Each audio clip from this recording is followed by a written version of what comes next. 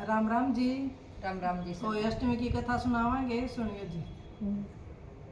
एक नगर में एक साहूकार रहा करता था। उसके 7 लड़के थे। एक दिन उसकी स्त्री खदान से मिट्टी खोदने के लिए गई और ज्यों ही उसने जाकर खुदाली मारी त्यों ही शेही के बच्चे कुदाल की चोट से सदा के लिए सो गए। इसके बाद उसने कुदाल को स्याहू के खून से सना देखा तो उसे शेही के बच्चे से के मर जाने का बड़ा दुख हुआ, परंतु वह विवश थी और यह काम उससे अनजाने में हो गया था। इसके बाद वह बिना मिट्टी लिए ही खेद करती हुई अपने घर आ गई। उधर जब से ही अपने घर में आई तो वह अपने बच्चों को मरा हुआ देखकर नाना प्रकार से विलाप करने लगी और ईश्वर से प्रार्थना करने लगी कि जिसने मेरे बच्चे को मारा है उसे भी इसी प्रकार का कष्ट होना चाहिए। शेही के श्राप से सेठानी के 7 लड़के 1 साल के अंदर ही समाप्त हो गए, अर्थात मर गए। इस प्रकार अपने बच्चों को असमय में काल के मुंह में चले जाने पर सेठ सेठानी इतने दुखित हुए कि उन्होंने किसी तीर्थ पर जाकर अपने प्राणों को त्याग देना उचित समझा। इसके बाद वे घर बार छोड़कर पैदल ही किसी तीर्थ की ओर चल दिए और खाने पीने की ओर कोई ध्यान नहीं दिया।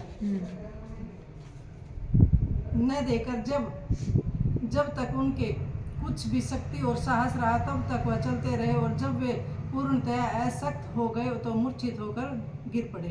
उनकी यह दशा देखकर भगवान कृष्ण करुणा के सागर ने उनको ही भी मृत्यु से बचाने के लिए उसके पापों का अंत करना चाहा और इसी प्रकार इसी अवसर पर आकाशवाणी हुई कि हे सेठ, तेरी सेठानी ने मिट्टी खोदते समय ध्यान न देकर शेही के बच्चों को मार दिया था।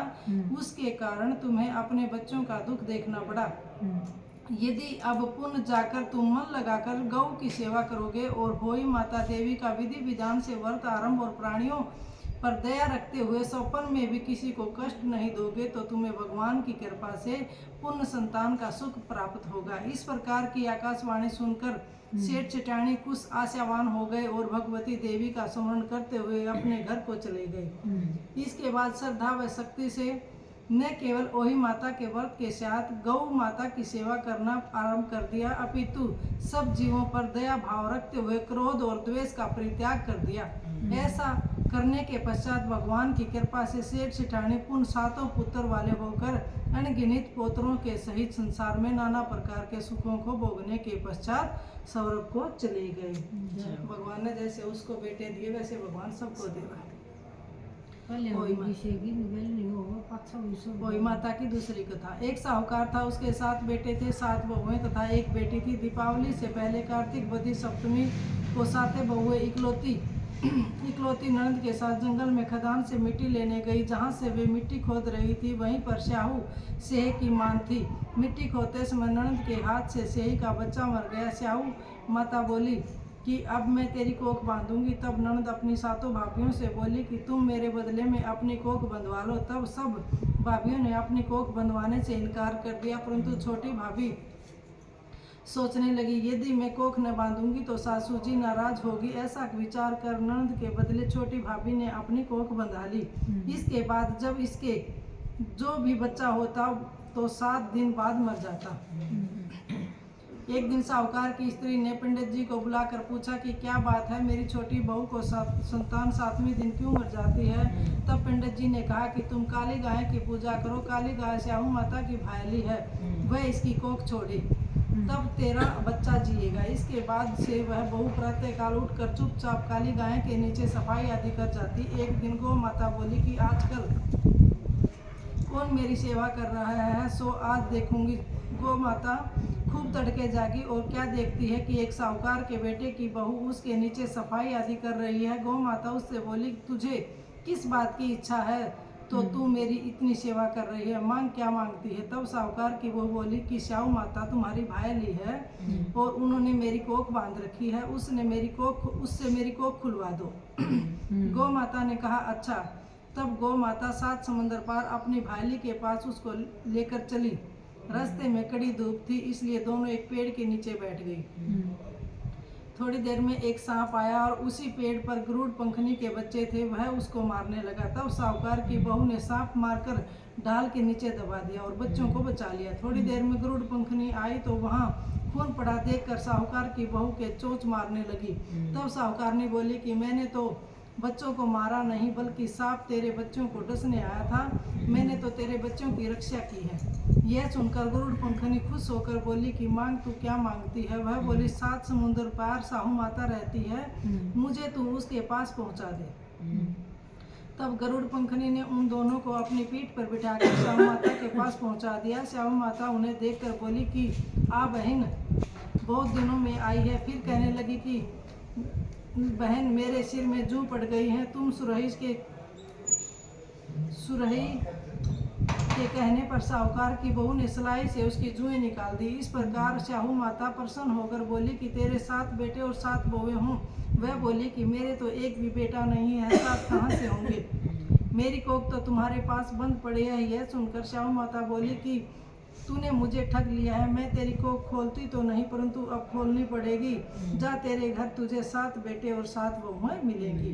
तू जाकर उजमण करना, 7 होई बनाकर 7 कढ़ाई करना। वह लौट कर घर आई तो वहाँ देखा 7 बेटे 7 बहू बैठी हैं। वह खुश हो गई। उसने 7 होई बनाई, 7 उजमण किए तथा 7 कढ़ाई की।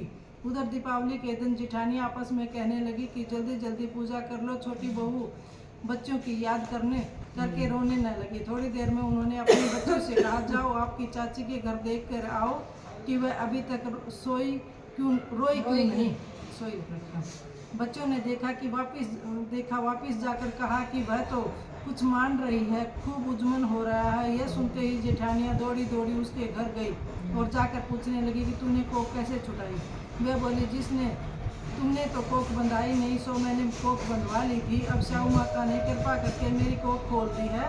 श्याम माता ने जिस प्रकार उस साहूकार की बहू की कोख खोली, उसी प्रकार हमारी भी खोलिए, सबकी खोलिए, कहने वालों की तथा हुंकार भरने वालों की तथा परिवार की कोख खोलिए। जय होई माता, जय होई माता। जय गणेश जय गणेश जय गणेश देवा, माता जाकी पार्वती पिता महादेवा। एक दंत दयावंत 4 भुजाधारी, माथे सिंदूर सोए मुझसे की सवारी। एक दंत दयावंत 4 भुजाधारी, माथे सिंदूर सोए मुझसे की सवारी। अंधन को आंख देत, कोढ़िन को काया, बांझन को पुत्र देत, निर्धन को माया। पान चढ़े, फूल चढ़े और चढ़े मेवा, लडवन का भोग लगे, संत करे सेवा।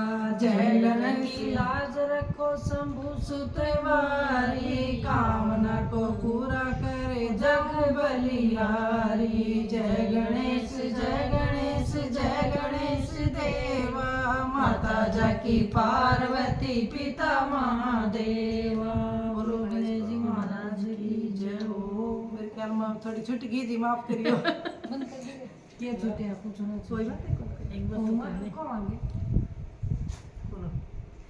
जय होई माता मैया, जय होई माता, तुमको निस दिन सेवत, प्रभु जी को निस दिन सेवत, हर विष्णु विधाता।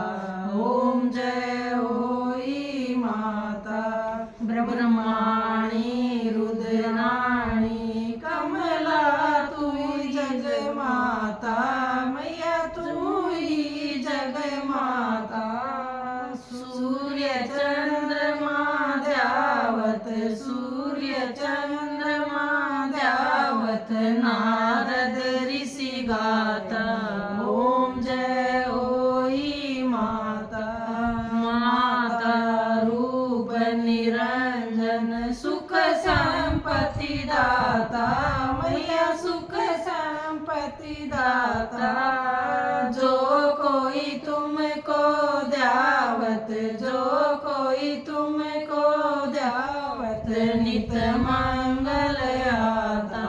ओम जय होई माता, तुम ही है पाताल बसंती, तू ही शुभदाता, मैया तुम ही शुभदाता। कर्म प्रभाव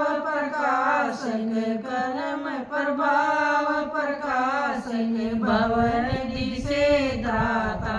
ओम जय होई माता। जिस घर थारो वास वाही में गुण आता। मैया वाही में गुण आता। कर न सके सोई कर ले, कर न सके सोई कर ले, मन नहीं घबराता। ओम जय होई माता। तुम बिन सुख न होए, पुत्र न कोई पाता।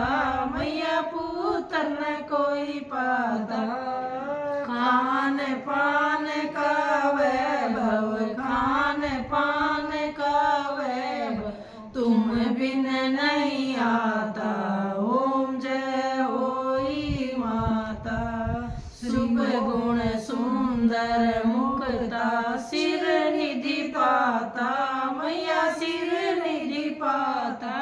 रतन चतुर्दश तो रतन चतुर्दश तुम बिन कोई नहीं पाता। ओम जय होई माता। श्री होई माता की आरती, जो कोई नर गाता। मैया जो कोई नर गाता। उमंग अति उपजे, पाप उतर जाता। ओम जय होई माता। जय होई माता की। जय माता वे सबका सुख शांति रखे, सबकी कोख भरी रखे, सबका कल्याण करे। सबका भला हो, सबके भले में हमारा भी भला हो, अच्छी संतान बने सबकी। राम राम बेबे। जय हो माता की।